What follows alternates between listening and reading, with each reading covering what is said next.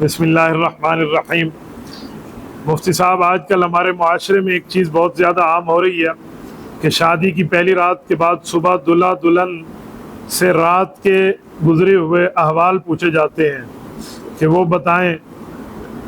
یہ بتانا کوئی مسئلہ تو نہیں ہے، شریعت اس بارے میں کیا کہتی ہے؟ نبی پاک صلی اللہ علیہ وسلم نے لعنت فرمائی ہے اس مرد پر جو اس طرح کے احوال اپنی خاتون کے بارے میں بتائے، اور اس خاتون پر لعنت کی ہے جو اس طرح کی باتیں اپنے مرد کے بارے میں بتائے۔ آپ نے لعنت کا ٹوکرا اپنے سر پہ لینا ہو تو یہ کام کر لیں۔ دیکھو قرآن کریم میں ہے میاں بیوی کے لیے ہن لباس لکم وانتم لباس لہن، خاوند بیوی کے لیے اور بیوی خاوند کے لیے کیا ہے؟ لباس۔ لباس بندے کی معاملات چھپاتا ہے یا ظاہر کرتا ہے؟ پھر یہ کیسا لباس ہے؟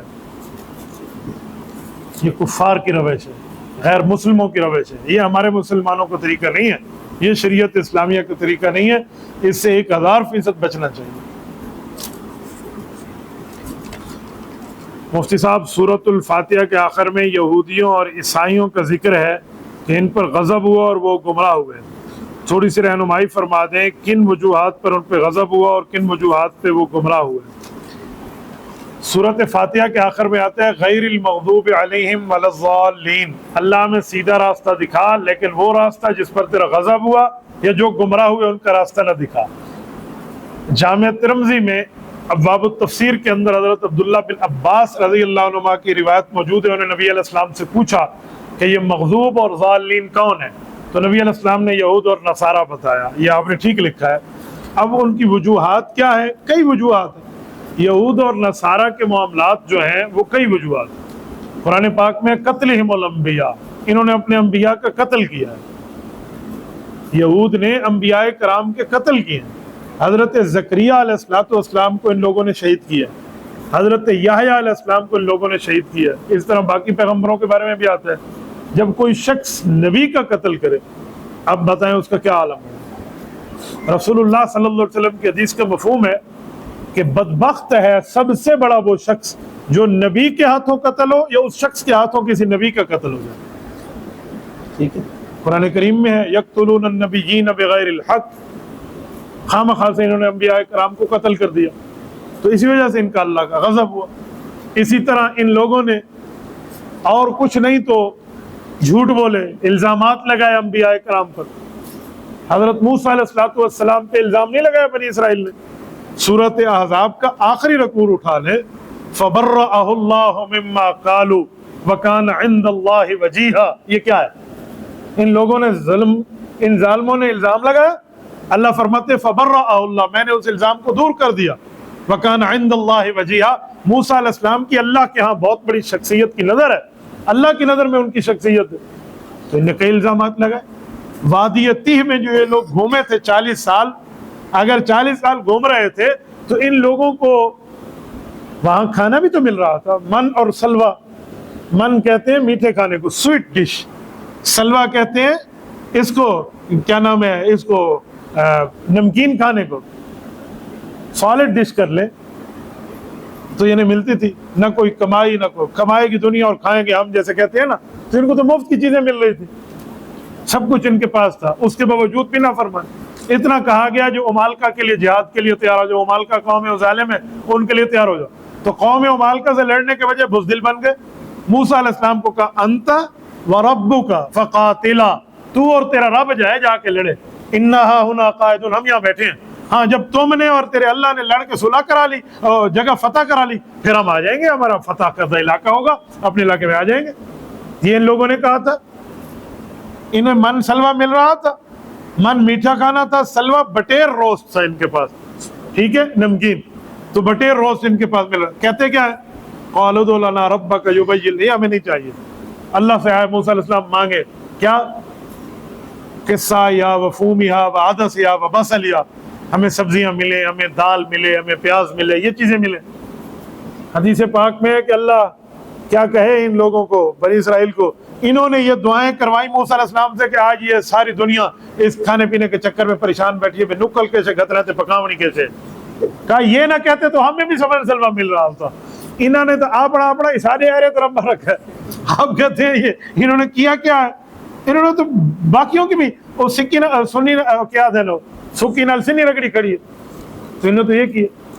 رہ گیا کرسچینٹی میں یہ حضرت عیسیٰ علیہ السلام کے اس زمانے متبعین کا معاملہ. ان کے متبعین میں کئی باتیں ہیں, کئی ایسی باتیں ہیں جو آپ کو میں بتاؤں آپ حیران ہو جاؤ. یہ ان لوگوں نے حضرت عیسیٰ علیہ السلام کو اللہ نہیں کہا, اللہ کا بیٹا نہیں کہا, حضرت مریم کو اللہ کی بیوی نہیں کہا.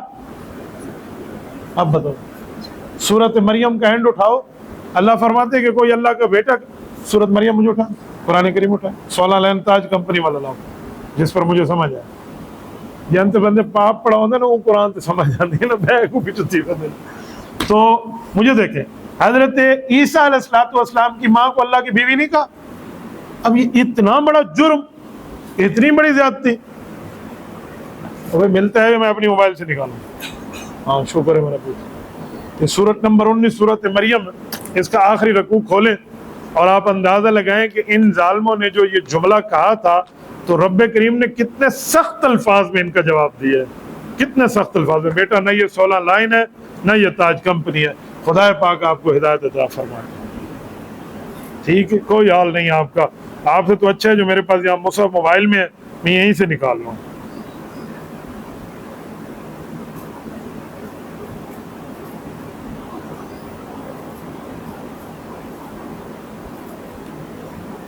آؤ, اللہ تعالیٰ فرماتے ہیں وَقَالُوا اتَّخَذَ الرَّحْمَنُ وَلَدًا. ان لوگوں نے یہ دعویٰ کیا کہ اللہ تعالیٰ کا بیٹا ہے. فرمایا لَقَدْ جِئْتُمْ شَيْئًا إِدًّا, خطرناک ترین چیز کی تم نے بات کی ہے, ویری ویری ڈینجرس آپ نے اس چیز کی بات کی ہے. اور یہ اتنی خطرناک ہے تکاد السماوات, اس سے بہتر تھا کہ آسمان ٹوٹ پڑتے, یتفطرن منہ, اس سے سب کچھ سوراخ ہو جاتے, وتنشق الارض وتخر الجبال ہدا, اور زمین پھٹ جاتی اور پہاڑ ریزہ ریزہ ہو کے اڑ رہے ہوتے. اتنا بڑا جملہ ان لوگوں نے کیا اللہ کے لیے بیٹے کے بعد. اندعوا للرحمن ولدا, اور ان لوگوں نے دعویٰ کر دیا کہ اللہ کا بیٹا ہے. وما ينبغي للرحمن ان يتخذ ولدا, اللہ کے لیے تو چیز ہے ہی نہیں کہ اللہ اپنی اولاد بتائے. فرمایا ان کل من فی السماوات والارض الا آتی الرحمن عبدا, زمین آسمان میں جو کچھ ہے وہ اللہ رب العزت کی مخلوق ہے. آپ نے ان چیزوں میں کون کون سی چیز کہہ دی؟ پھر رب نے فرمایا لقد احصاہم, میں نے ان تمام معاملات کو گن رکھا ہے, اور یہ سب کچھ اللہ پاک کے پاس آئیں گے. کل آتیہ یوم القیامت فردا, اس طرح کا جملہ کہنے والا اللہ کے ہاں اکیلا آئے گا, اکیلا آئے گا. اور فرمایا ان لوگوں کے علم, یہ پوری سورۃ مریم کی تفصیل ہے. جو اللہ کا بیٹا کہتے ہیں, اللہ کی بیوی کہتے ہیں, یہ کم گمراہی ہے. یہودیوں نے حضرت عزیر علیہ السلام کو اللہ کا بیٹا کہہ دیا, عزیر من اللہ, وہ بھی قرآن پاک میں. تو ان کی کئی سی چیزیں تھیں جس وجہ سے گمراہ بھی ہوئے ہیں, اور یہ ان پر غضب بھی ہے. اور غضب کب تک ہے؟ وَضُرِبَتْ عَلَيْهِمُ الذِّلَّةُ وَالْمَسْكَنَةُ, فارایور, ہمیشہ کے لیے ان کے اوپر اللہ رب العزت کی طرف سے غضب آ گیا. یہ وہ لوگ, اللہ پاک محفوظ فرمائے. مفتی صاحب جو صحابہ کرام کا گستاخ ہو, ان کے ذبیحے کے بارے میں کیا حکم ہے, اس بارے میں بتا دیں. جو صحابہ کرام اور پیغمبر کی اہل بیت کے خلاف بک بک کرتا ہے, ذبیحہ تو چھوڑیں, میں تو ہاتھ ملانے کا بھی قائل نہیں ہوں. آپ ہاتھ سے بنائی ہوئی چیزوں کی بات کرتے ہیں. جن کے دل میں نبی پاک کے پیاروں کی محبت نہیں ہے, میرے پیارے وہ کیسے ہو سکتے ہیں؟ یعنی جن کے دل میں حضور پاک کی محبت والے, دوست کا دوست کون ہوتا ہے؟ دوست کا دوست کون ہے؟ رسول اللہ صلی اللہ علیہ وسلم سے ہماری محبت ہے, تو جن سے حضور کی محبت ہے ان سے ہمارا تعلق نہیں ہوگا. مفتی صاحب میں جہاں کام کرتا ہوں وہاں میرے ساتھ ایک اور بندہ بھی ہے, وہ بھی کام کرتا ہے, کیا میں اس سے دیسی گھی لے سکتا ہوں؟ اس کا معاملہ بھی انہی لوگوں جیسا ہے جن کے دل میں صحابہ اور اہل بیت کا بغض ہے, یہ اس سے دیسی گھی لینے کے چکر میں بیٹھے ہیں. بابا میں تو نہیں لوں گا, مفتی دے دے, میرا تو ایک مزاج ہے, میں تو نہ ان پہ اعتماد کرتا ہوں نہ ان کی چیزوں کو حلال سمجھتا ہوں. آپ سمجھتے ہیں آپ لے لے, کھاؤ تو چاس جاؤ, تو کو کیا منع کی, تو میں کم از کم اس کو نہیں کہتا. جس کے دل میں صحابہ اور اہل بیت کا بغض ہو نا، ہماری فقہ کی کتابوں میں لکھا ہوا ہے کہ جب یہ کسی کنویں میں گر جائے تو سارے کنویں کا پانی نکال لو۔ انہوں نے کہا وہ تو 100 ڈول ہیں، وہ تو 20 ڈول ہیں، وہ تو 40 ڈول ہیں، سارے کنویں کا پانی کیسے نکالیں؟ کہا یہ ایسی خبیث نسل ہے جو حضور پاک صلی اللہ علیہ وسلم کا گستاخ ہو، صحابہ اہل بیت کا ہو، اس کو پتہ چلے گا کسی مسلمان کا کنواں یا اندر پیشاب کر کے آئے گا، اس لیے سارے کنویں کا پانی نکالیں۔ ہمارے ہاں تو یہ ہے، اور آپ دیسی گھی لینے کے چکر میں بیٹھے ہیں بھائی۔ مفتی صاحب، جو لوگ پیروں سے منتیں مانتے ہیں، بیٹا دے دو، بیٹی دے دو، یا مزاروں پہ جا کے جانور ذبح کرتے ہیں، پکا کے کھانا لے جاتے ہیں، ان کے بارے میں وضاحت فرما دے۔ منت خالصتاً اللہ کی، منت کا معاملہ خالصتاً للہ فی اللہ، حتیٰ کہ ہر جگہ حضور کا نام اللہ کے نام کے ساتھ ہے یا نہیں ہے؟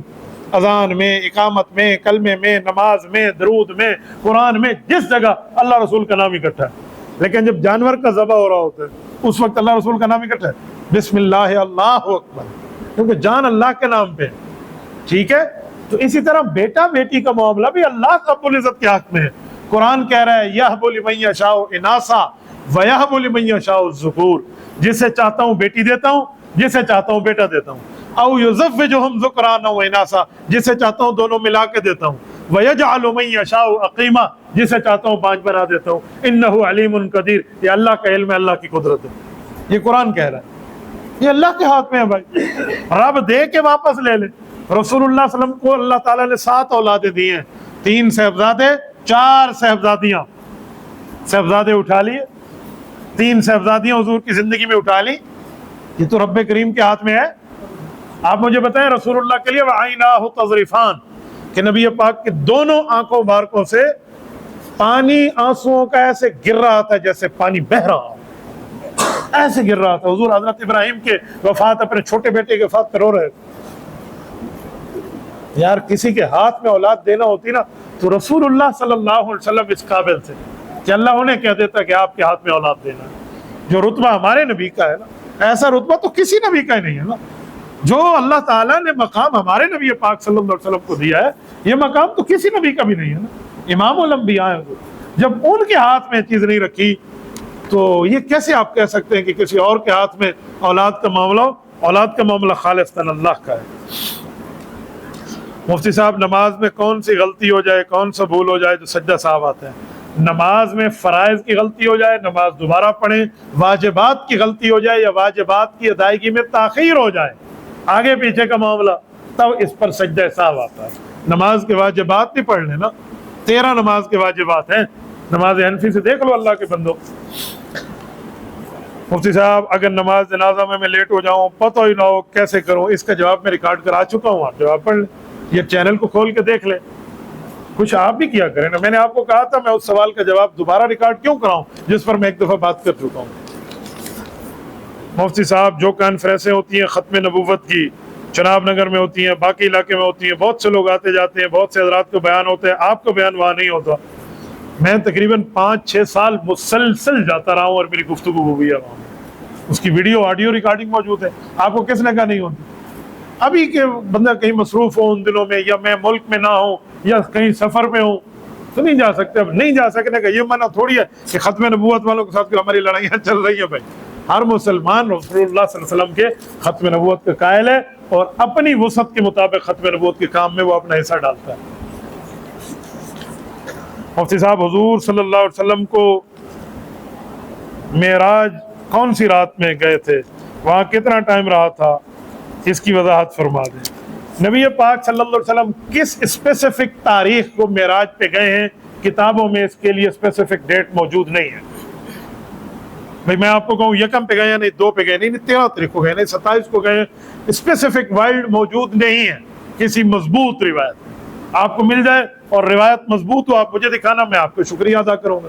جتنی روایات ہیں وہ اس لیول کی نہیں ہیں کہ میں آپ کو کہوں بھی تاریخ یہ ہے۔ ہاں یہ ہے کہ نبی علیہ السلام معراج پہ تشریف لے گئے، بالکل رسول اللہ کے 2 معراج ثابت ہیں، منامی بھی یقظانی بھی۔ منامی معراج رسول اللہ کو نیند میں معراج کرائی گئی ہے، خواب میں، یہ بھی ثابت ہے۔ یقظانی رسول اللہ کو بنفس رفیع فزیکل جسم مبارک کے طور کو اوپر لے جایا گیا اور واپس لے آیا گیا ہے، یہ بھی ثابت ہے۔ ہم دونوں معراج کو مانتے ہیں۔ یہ جو قادیانی ہے نا، یہ حدیث والی معراج دکھاتے ہیں جس میں خواب کا ذکر ہے، تو قرآن والی کو بھی اسی والا بنا دیتے ہیں، یہ غلط ہے۔ دونوں ثابت ہے، معراج جسمانی بھی، معراج منامی روحانی نیند والی دونوں۔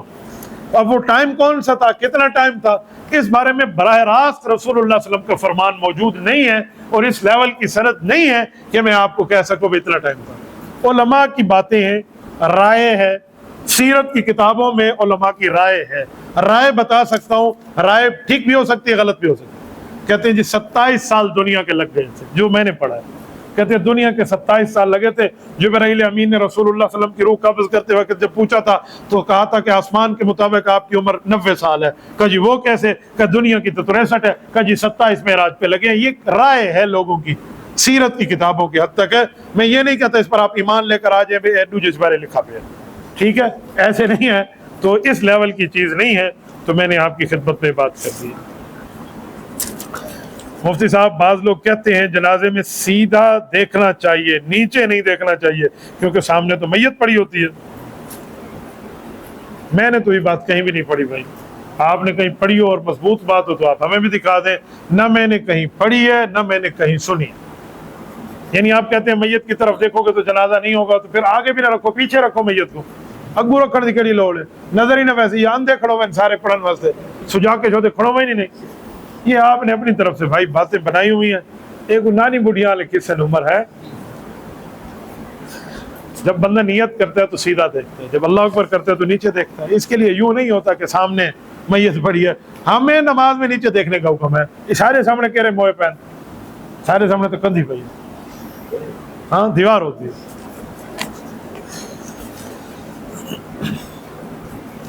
مفتی صاحب جنگ جمل کی بنیادی وجہ بتا دیں کیا تھی، کیونکہ بعض لوگ حضرت علی المرتضیٰ اور حضرت معاویہ کو اس بارے میں۔ پہلی بات تو یہ ہے کہ جنگ جمل حضرت علی حضرت معاویہ کے دوران ہوئی نہیں ہے۔ جنگ جمل کا تعلق حضرت علی حضرت معاویہ سے ہے ہی نہیں۔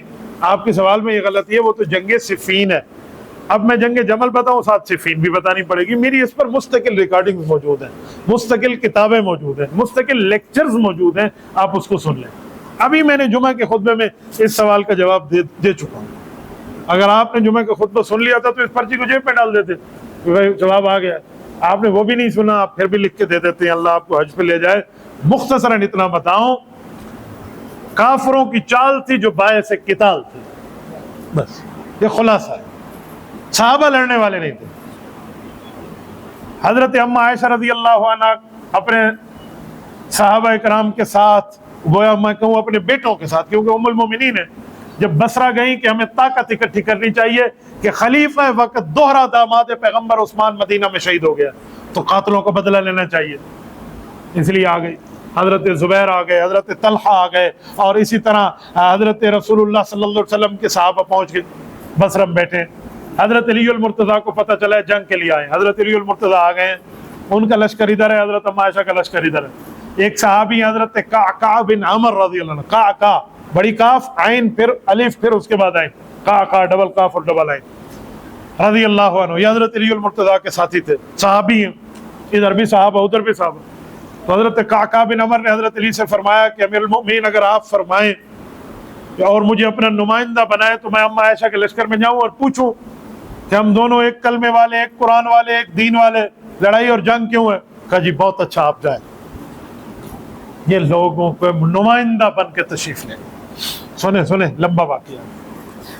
حضرت قعقاع بن عمر رضی اللہ عنہ جب گئے، اما عائشہ کے لشکر میں استقبال ہوا، بٹھایا گیا، کہ جی میں براہ راست اما جان سے بات کرنا چاہتا ہوں۔ اما جان پردے میں آ گئے ہیں، میں قعقاع اور آپ کے رسول اللہ صلی اللہ علیہ وسلم، آپ کے شوہر اور اپنے نبی کا صحابی۔ جی بیٹا مرحبا، میں آپ کو جان گئی ہوں، فرمائیں کیسے ہیں؟ میں جو حضرت علی نے نمائندہ بنایا۔ مرحبا بیٹا بتائیں کیا بات ہے؟ کہ اما آپ جنگ کرنے ہم سے کیوں آئی ہیں؟ کون سی جنگ؟ ما اريد الا الاصلاح، میں تو اصلاح کے لیے آئی ہوں، ان معاملات کو دیکھنے کے خلیفہ وقت وہاں مظلومن شہید ہوا ہے، تو ہمیں طاقت اکٹھی کرنی چاہیے، ظالموں سے بدلہ لینے۔ وہ مدینہ میں آئے، آ کر گھراؤ کر گئے۔ حضرت قعقاع کہتے ہیں مجھے کانوں پر حیران، پھر اما جان آپ جنگ کے لیے نہیں آئی؟ کہ جی نہیں، ہم میں سے تو کوئی جنگ کے لیے نہیں آیا، ہم کہاں لڑنے آئے ہیں؟ یہی بات حضرت زبیر کہہ رہے ہیں، یہی بات حضرت طلحہ کہہ رہے ہیں۔ حضرت قعقاع کہتے ہیں کہ مجھے پیدا ہونے کے بعد جب خوشیاں ملی ہیں، یہ خوشی سب سے بڑی تھی۔ میں نے کہا اما ایسی بات؟ کہ جی ایسی بات ہے۔ کہ جی میں جا کے بتا دوں؟ کہ جی بتا دیں۔ کہ پھر آپ کیوں آئی ہیں؟ کہ ہمیں طاقت اکٹھی کرنے کا، ہم بھی تو یہی چاہ رہے ہیں۔ تو کہا بیٹا پھر ہم ایک ہو کر بدلہ لیں گا. جی بہت اچھا. حضرت کاکا نے اپنا گھوڑا جو اس وقت کی سواری تھی دوڑائی اور حضرت علی کے لشکر میں گئے اور حضرت علی اور مرتضیٰ سمیت پورا لشکر ٹھہرا. جی انہوں نے کہا وہ تو لڑنے نہیں آئے, تو غلط بتایا گیا, وہ تو اس طرح اس طرح اس طرح. سب نے کہا واہ. امام ابن کثیر کہتے ہیں کہ لوگ کہتے ہیں صحابہ ہم خوشی کی نیند سوئے اس رات کا وقت ہے, لشکر تھکا ہارا آیا ہے, صبح جو ہوگا ہوگا, بس ٹھیک ہے امن ہو گیا.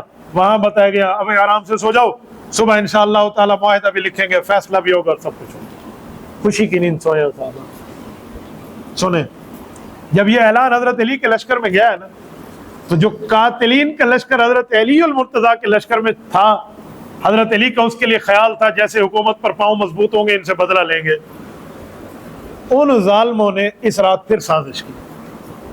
انہوں نے آپس میں بیٹھ کے مشورہ کیا کہ کام نہیں بنے گا, یہ تو ایک ہو گئے ہیں, وہ تو خلیفہ وقت کو شہید کر چکے تھے, تو ادھر لڑوانے کی سازش ناکام ہوتی نظر آتی ہے.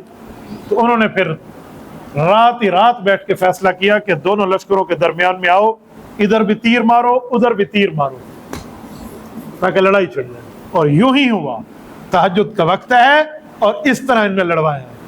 ان لوگوں نے سمجھا انہوں نے غداری کی, انہوں نے سمجھا ان نے غداری کی, یہ جنگ ہو گئی. یہ جنگ جب رکی ہے اس وقت جب قرآن کریم نیزوں پہ اٹھائے گئے کہ ایک قرآن کے ماننے والے ہو کیا کر رہے ہیں, اس وقت شہادتیں بھی ہو چکی ہیں, حضرت طلحہ بھی شہید ہو چکے ہیں, باقی حضرات بھی شہید ہو چکے ہیں. اور حضرت اما عائشہ رضی اللہ عنہا کے جس اونٹ پہ سوار تھی, جمل اونٹ کو کہتے ہیں, اس اونٹ کی چاروں ٹانگیں بھی کاٹ دی گئی ہیں. آپ اندازہ لگائیں یہ عالم ہے. جو کل خوشی کی نیند سو رہے تھے وہ لڑنے والے.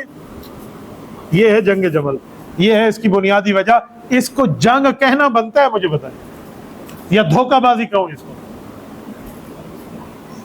تقریباً اسی قسم کی سچویشن ہے, تھوڑی سی چینج ہو کر جنگ صفین والی, حضرت علی اور معاویہ والی. ادھر بھی جب معاملہ واضح ہو رہا ہے تو وہاں تحکیم ہوئی ہے, مذاکرات ہوئے ہیں. حضرت علی اور معاویہ کی طرف سے مذاکرات ہوئے ہیں, نمائندے بنائے گئے. حضرت معاویہ نے اپنا نمائندہ دیا صحابی حضرت عمرو ابن عاص رضی اللہ عنہ.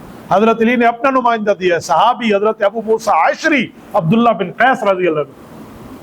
آپ مجھے بتائیں اگر حضرت معاویہ باغی تھے تو ان سے مذاکرات ہو رہے ہیں؟ باغی کے لیے تو قرآن کہتے ہیں حتی تفیع الی امر اللہ, جب تک وہ اپنے موقف سے توبہ نہ کر لے اس وقت تک اس کے خلاف تلوار اٹھائے.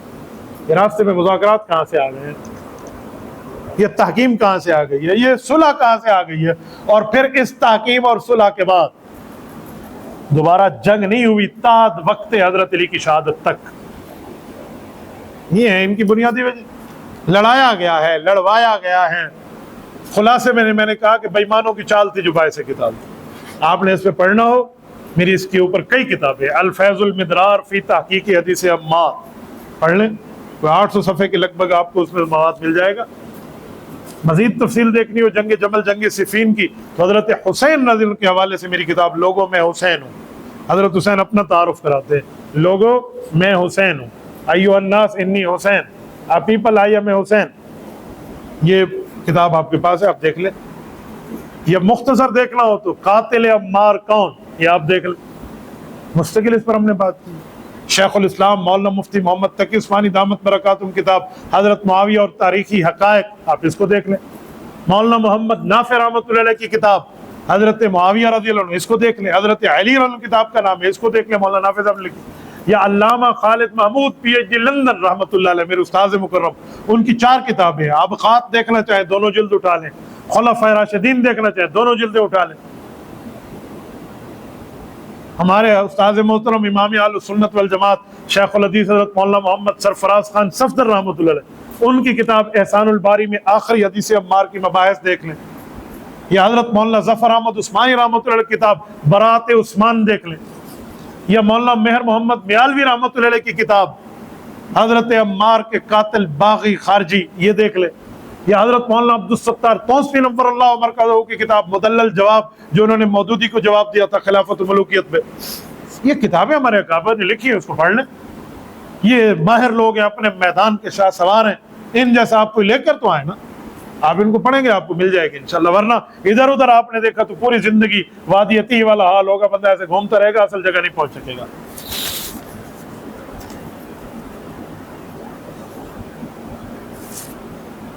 مفتی صاحب بعض لوگ یہ سوال کرتے ہیں کہ مولانا فضل الرحمان صاحب کا نہ تو بزنس ہے نہ ایسا کام ہے جو ان کے پیچھے ہو، تو ان کے پاس پیسہ کہاں سے آتا ہے؟ آپ چلے جائیے حضرت قائد جمعیت دامت برکاتہم سے پوچھ لیجئے، وہ بتا دیں گے آپ کو۔ یہ صرف مولانا کا مسئلہ نہیں ہے، یہ مسئلہ ہر عالم کا ہے۔ بغض اصل میں مولوی سے، عالم سے۔ اپنی 2 لاکھ روپے کی تنخواہ ہو تو خیر ہے، مولوی 20,000 کی تنخواہ میں اگر 5 بچے پیدا کر دے تو کہیں گے کھلائے گا کہاں سے؟ مسئلہ علماء سے۔ کوئی دنیا دار بندہ گاڑی پہ چڑھ جائے کوئی پرابلم نہیں ہے، مولوی موٹر سائیکل بیٹھ جائے پریشانی ہو جاتی ہے ان کو۔ بھائی ایک مسجد کا امام ہو، وہ اپنی تنخواہ، چھوٹی سی تنخواہ میں اپنے بچے پال رہا ہے، تو اس کا مطلب ہے کوئی اسے ہدیہ دیتا ہے، کوئی اسے تحفہ دیتا ہے، یہ اس کی کسی طریقے سے معاملہ چل رہا ہے، وہ ڈاکہ تو نہیں مار رہا نا۔ تو بھائی اگر دنیا میں مسجد کا امام کا گھر پل سکتا ہے، 6 اس کے مقتدی ہیں، تو مولانا فضل الرحمان تو علماء کے امام ہیں، تو لاکھوں علماء اس کے پیچھے ہاتھ باندھ کے ٹھہرے۔ آپ کیا کہیں گے؟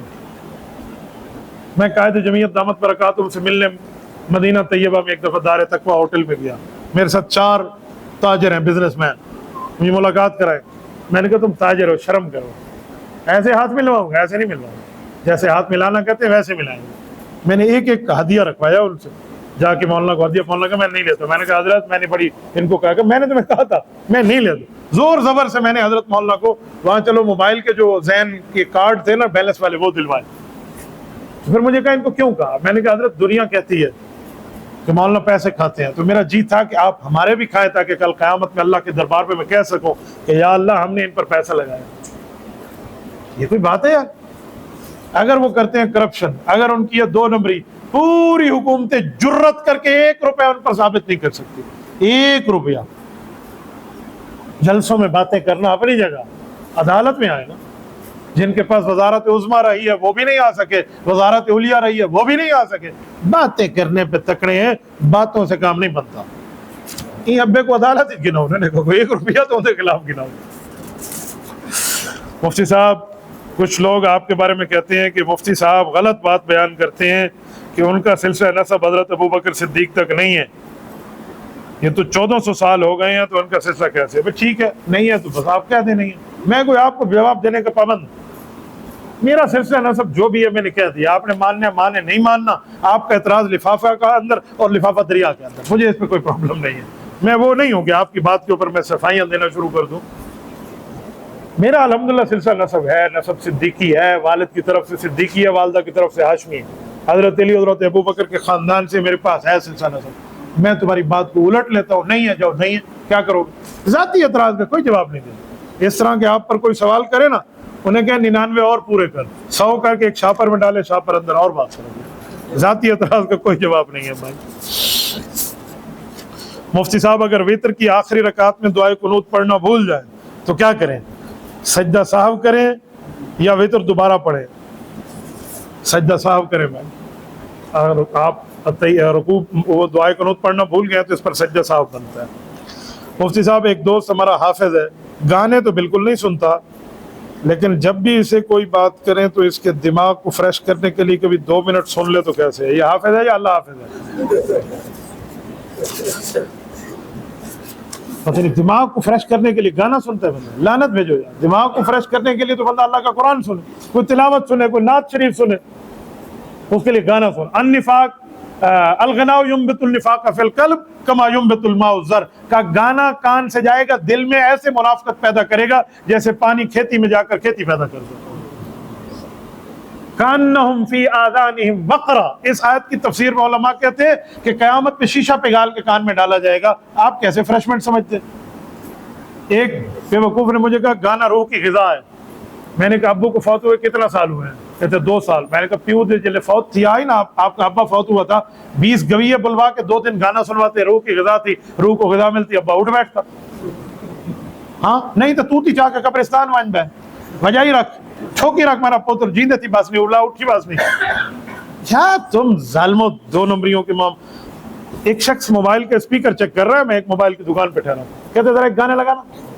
میں نے کہا گانے لگانے سے اسپیکر چیک ہوتے؟ کوئی تلاوت لگا لو، کوئی نعت لگا لو۔ اچھا ہاں یہ لا سکتے ہیں۔ وہ یہ سمجھتا تھا کہ موبائل ہے ہی گانے کے لیے۔ یار یہ غلط باتوں سے اپنے آپ کو بچاؤ بھائی۔ مفتی صاحب اگر کوئی لڑکا لڑکی سے پیار کرتا ہے مگر لڑکی کے گھر والے شادی کے راضی نہیں ہیں، وہ کہتے ہیں لڑکی سے نکاح کر لیا تو ہمارا اس لڑکی سے کوئی تعلق نہیں ہوگا، اس بارے میں بتائیں۔ بھائی یہ پیار نہیں ہے، یہ ایسے ڈرامے بازی ہے۔ پیار ہے تو کسی سیدھی طریقے سے معاملے میں لے کے جائیں۔ آپ کے رابطے آپس میں ہیں، تعلقات آپس میں ہیں، یاریاں لگی ہوئی ہیں فون پہ۔ اب میرے پاس آ گئے کندھے پہ بندوق رکھنے کے لیے، میرے کندھے اتنے فارغ نہیں ہیں۔ آج آپ کسی بیٹی کی عزت اچھالیں گے، کل آپ کی بھی اولاد پیدا ہوگی۔ کسی کی بہن کی عزت اچھالیں گے، آپ کی بہن موجود ہے۔ یہ دو نمبریاں چھوڑیں گے۔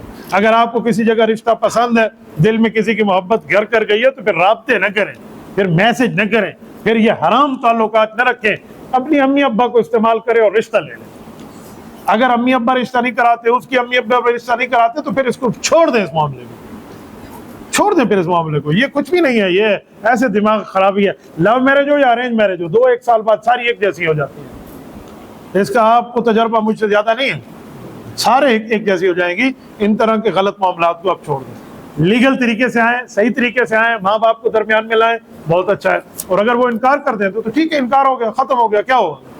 اس سے تو کچھ بھی نہیں۔ جتنا زیادہ آپ ذکر کریں گے اتنا دل میں مضبوط ہو جائے گا۔ وہ کہتے ہیں ایک جگہ لوگ بیٹھتے تھے، وہ اس طرح کی محبتوں کے فیصلے کرتے تھے، تو ریٹن سوال کیا جاتا، ریٹن جواب آتا۔ ایک اس طرح کا دیوانہ گیا اور اس طرح کا سوال اٹھا کے دے دیا، تو اگلے دن ان ماہرین نے جواب دیا کہ لا تذکر وطن سسما، نہ ذکر کرنا نام لے اس عورت کا۔ تو اس نے لکھ کے دیا کہ لا افعل، یہ تو مجھ سے نہیں ہو سکتا۔ اس سے اگلے دن لکھا ہوا تھا فل یموت، پھر دنیا چھوڑ دے، تیرا جگہ قبر ہے، تیری اور کوئی جگہ نہیں ہے۔ تو میں تو آپ کو خودکشی کا جواب نہیں کہہ رہا، میں آپ کو صرف اتنا کہہ رہا ہوں کہ اس طرح کے غلط معاملات کو چھوڑیں، اس کی جگہ بہتر ہے کسی اچھی جگہ آپ شادی کریں۔ میں ایسے لوگوں کو جانتا ہوں جو کہتے تھے میں ای کر رہے ہونا تھے، میں او کر رہے ہونا، کچھ نہیں تھی، 4 بالوں دے تھے وطن 4 ہی دے تھے، کچھ بھی نہیں ہوا۔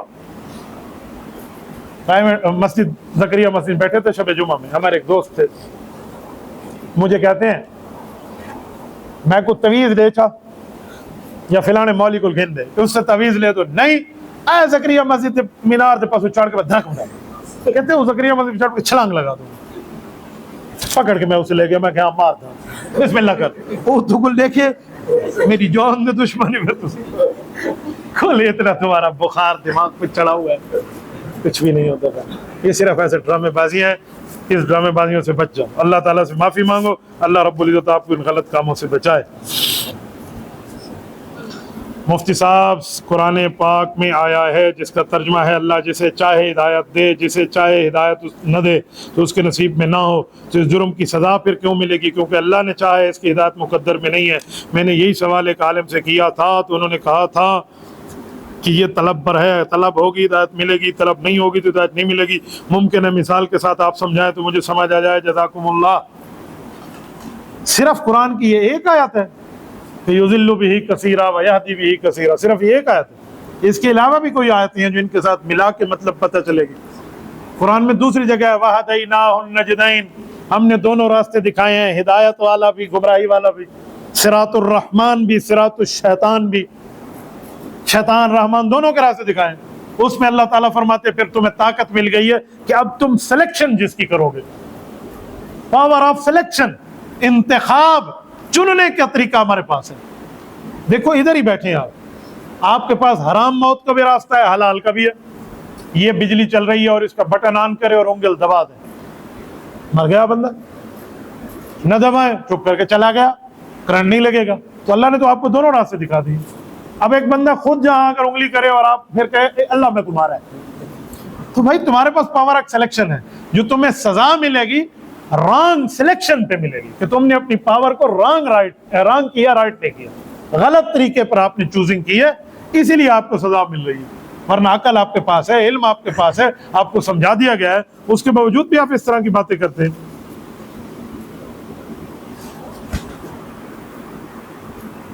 مولانا فضل الرحمان صاحب نے آج تک دین کے لیے کون سا کام کیا ہے؟ ملکی سطح پر اس طرح کوئی بتا دیں، سیاست میں تو ہیں، ذرا آپ بھی ماہر ہیں، ذرا فرما دیں۔ شناختی کارڈ پر مسلمان ہو یا قادیانی ہو، یہ فرق مولانا فضل الرحمان نے لکھوایا ہے۔ یہ شناختی کارڈ ہے نا آپ کا، آپ احمدی ہیں، وہاں لکھا ہوتا ہے احمدی، ان کو کہتے ہیں نا بھئی آپ قادیانی ہیں یا مسلمان ہیں، یہ فرق آپ کا جمعیت علماء اسلام نے کروایا، ٹھیک ہے؟ آپ کہتے ہیں کس نے کرا؟ یہ جو سود اس وقت پاکستان میں ختم ہونے کے قانون بن چکا ہے، اور یہ یو بی ایل بینک اس وقت امین برانچ میں کنورٹ ہو چکا ہے، یہ الائیڈ بینک اس وقت حلال برانچ میں کنورٹ ہو چکا ہے. یہ مولانا نے 26ویں آئینی ترمیم میں کرایا. ٹھیک ہے, 2028 کا یہ جو قانون ہے, مولانا UBL کو اس وقت انہوں نے سود سے پاک کیا. آپ جائیں, اس کا نام امین برانچ ہو گیا, اس کا لوگو بدل گیا.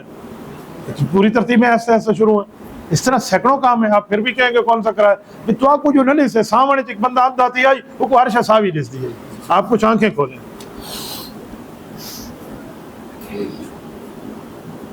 50 علماء اکرام گئے اس پر بات. ان 50 علماء میں پہلے ہمارا کون تھا؟ پہلے یہ تو بتاؤ. ہمارا تو ان میں کوئی بھی نہیں تھا جو 50 علماء کی بات آپ کر رہے ہیں. وہ پہلے مخالف تھے, اب بھی مخالف ہیں.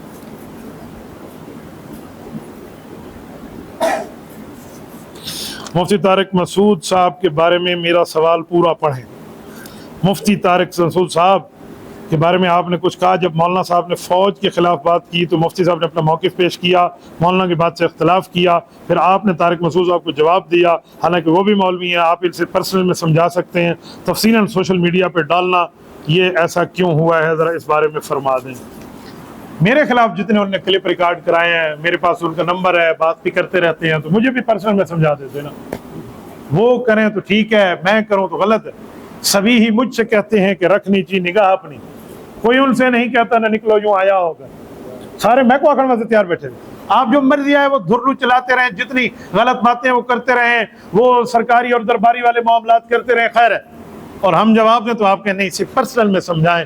بھائی طاقت میرے سوالات کے اندر ہے, اگر ہے جرت تو جواب دے, جواب دے دیں. جواب نہیں ہے اس کے جواب میں ایران توران کی باتیں کرنی ہے, جمعیت من کا عہدہ نہیں ہے, فلاں نہیں ہے, فلاں نہیں ہے, فلاں نہیں. ایک جگہ انہوں نے فرمایا کہ یہ ان کو ذمہ داری جمعیت نے نہیں دی, اسی وجہ سے یہ جمعیت کے حق میں بات نہ کریں. میں نے کہا مولانا فیصلہ ہو گیا, آپ جو ٹاؤٹی کر رہے ہیں اس کا مطلب ہے آپ کو ٹاؤٹی کی ذمہ داری دی گئی ہے, اس لیے آپ ٹاؤٹی کر رہے ہیں. یہ تو آپ عقل یہ ہے اور آپ آ گئے بحث کرنے کے لیے میدان میں. کم از کم کوئی علم کے ساتھ بندہ عقل بھی لے کر آتا ہے. اس کے پاس جمعیت کا عہدہ نہیں ہے لہٰذا ہی بات نہ کرے. آپ جو ٹاؤٹی فرما رہے ہیں آپ کے پاس سرکاری عہدہ ہے, آپ کر سکتے ہیں, ہم نہیں کر سکتے. ایسے نہیں ہوتا بھائی. ہاں آپ کی بکری دودھ دیتی ہے, ہماری بکری بانج ہے, ایسے نہیں ہے, ان کو بات کے دے دی ہے. ٹھیک ہے, باقی پرسنل میں پوچھتے گے تو میں سمجھا دوں گا. میں سمجھا کے تھک گیا ہوں. وہ وقت تھا جب پرسنل میں ہم سمجھایا کرتے تھے, ایک نہیں 10 وائس, ایک وائس کے جواب میں 10 چیزیں سمجھایا کرتے تھے. شاید آج کل وہ وقت چلا گیا. مفتی صاحب جمعہ کے دن غسل کرنا جمعہ کی سنت ہے یا جمعہ کے دن کی سنت ہے یا نماز کی سنت ہے؟ کوئی بندہ جمعہ کے دن جمعہ سے پہلے کسی وقت نہا لے تو ہو جائے گا, یا حدیث کا, یا اس کو کوئی حدث لائق ہو گیا, جمعہ نماز کے لیے وضو کیا بعد میں پڑھے گا ثواب ہے. بھائی یہ علماء کرام کے درمیان دونوں رائے موجود ہیں کہ جو جمعے کا غسل ہے یہ دن کا غسل ہے یا نماز کا غسل ہے. بعض علماء کی رائے ہے کہ دن کا غسل ہے, اس لیے صبح ہی کر لیا تو ہو گیا. نماز سے پہلے آپ نے نماز کے وقت کر لیا تو بس ہو گیا, اشراق سے پہلے پہلے جمعے کا ہوگا. بعض علماء کی رائے نہیں, جمعے کے لیے نماز سے پہلے غسل کرنا جو ہے. میری رائے یہ دوسرے والوں کے ساتھ ہے. میں جمعے کے غسل کو جمعہ کی نماز کا غسل سمجھتا ہوں. دلائل اپنی جگہ موجود ہیں, تو میری جو رائے ہے اور میرا رجحان ہے وہ جمعہ نماز کے متعلق ہے. مفتی صاحب کچھ دن پہلے آپ کے آفیشیل پیج پر ایک پوسٹ آئی تھی کہ ایک بس میں 20 روپے والے نوٹ کی جیلی تصویر تھی, 20 روپے کا جیلی ملا تھا, اس کے آگے منقول لکھنا چاہیے تھا. یار یہ کسی ایڈمن سے بات کر لیں, اس نے کوئی واقعہ لکھ دیا ہوگا تو چل پڑا ہوگا. آپ جانیں, آپ کا کام جانیں. بھائی کوئی دینی مسئلہ غلط بتایا گیا ہو تو وہ بتا دیں, کوئی شرعی مسئلہ ہو تو آپ بتا دیں. آپ مجھے کیا سمجھائیں گے؟ پوری ایڈمن ٹیم بیٹھی ہے, ان کو جا کے سمجھائیں یہ چیز ایسے لکھیں یا ایسے لکھیں. میرا کام ہے بیان کرنا. آگے اس کو انٹرنیٹ پہ کس طرح کتنا کلپ کیسے کاٹ کے پیش کریں گے یہ اس ٹیم کا کام ہے. اسلم بھائی میرا کام بیان کرنا ہے نا. ٹیم میں یہ جو آدھی بات کر کے پیش کر دیں ٹھیک ہے, منسوب تو میری طرف ہوگی, لیکن میں ان کو 100 دفعہ سمجھاتا رہتا ہوں کہ بات پوری بھی کیا کریں. ہو سکتا ہے انسان سے پھر بھی کبھی غلطی ہو جائے تو ہو جاتی ہے. بھائی مفتی صاحب میں ہنگو کے پی کے سے ہوں. ادھر بیٹھا ہوا ہے بندہ؟ اچھا ماشاء اللہ. آپ نہ بیٹھے ہوتے تو میرا ارادہ یہ کہ بیٹھے ہو کے بغیر والوں کو جواب نہیں دیتا. مفتی صاحب میں ہنگو کے پی کے سے ہوں. عبداللہ محمد عثمان. اگر کسی شخص نے پرندوں کے بچوں کو جان سے مارا ہو یا بکریوں کے پاؤں توڑ دیے ہوں تو اس کی معافی کیسے ممکن ہے؟ اللہ کے گھر جانے کے لیے کوئی وظیفہ بھی بتا. ماشاء اللہ اچھا سوال ہے. دیکھیں اگر یہ غلطی کی ہے تو اللہ تعالیٰ سے معافی مانگے, توبہ کریں. آپ نے کسی پرندے, راہ اڑتے والے پرندے کو ایسی تکلیف آپ نے دی ہے تو اس کا تو کوئی مالک نہیں ہے, مالک تو اس کا خدا ہے. تو اللہ پاک سے معافی مانگیں، کوئی صدقہ کر دیں، کم از کم اتنی قیمت کا صدقہ کریں جتنی قیمت کا وہ پرندہ ہو، وہ اللہ کے نام پہ کرتے تب تو بچ جائیں گے۔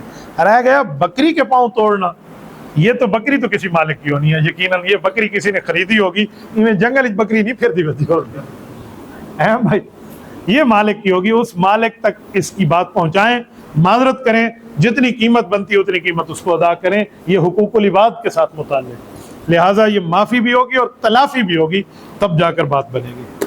جزاکم اللہ تعالی وآخر دعوانا ان الحمد للہ رب العالمین۔